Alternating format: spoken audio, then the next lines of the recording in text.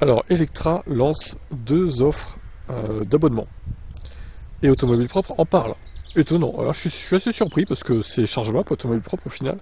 Ils en parlent quand même de leurs concurrents. Bah écoutez, c'est beau. C'est faire, c'est faire.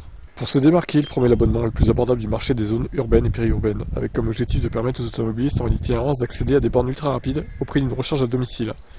Donc deux formules, 5 € par mois, ce qui est pas cher, ça va, qui permet d'obtenir un kWh à 39 centimes au lieu de 59 centimes en plein tarif. Alors, on rappelle, c'est 59 centimes le plein tarif sans abonnement. Il y a ensuite un abonnement à 20 € par mois. Ah là, par contre, c'est beaucoup plus cher. Le tarif du kWh tombe à 29 centimes.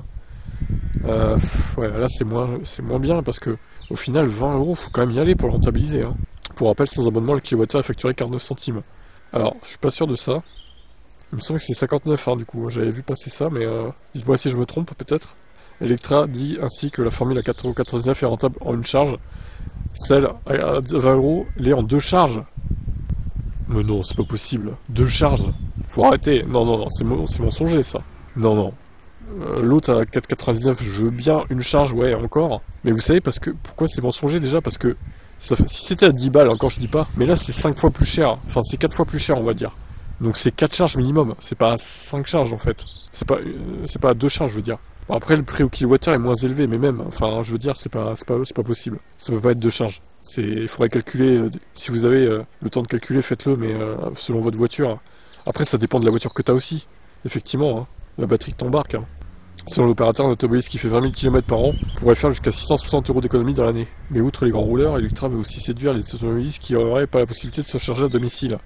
Actuellement, Electra a plus de 300 stations et 1700 points de charge en France. L'opérateur ne propose que la recharge rapide, avec le plus souvent des bornes de recharge allant jusqu'à 300 kW. Ok, bon. Ouais. Je suis pas comme un fou sur l'abonnement à 20 € quand même. Ils auraient mis à 10 balles. Je dis pas. Franchement, ouais, 10 balles par mois, t'as 29 centimes, ok, ça peut être intéressant. Mais 20 € quand même, il faut vraiment y aller hein, pour rentabiliser ça. Hein. Et surtout par rapport à la concurrence. Il faut aussi calculer par rapport à la concurrence au final.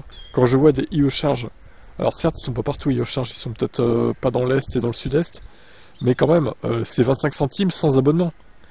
Et oui, donc voilà.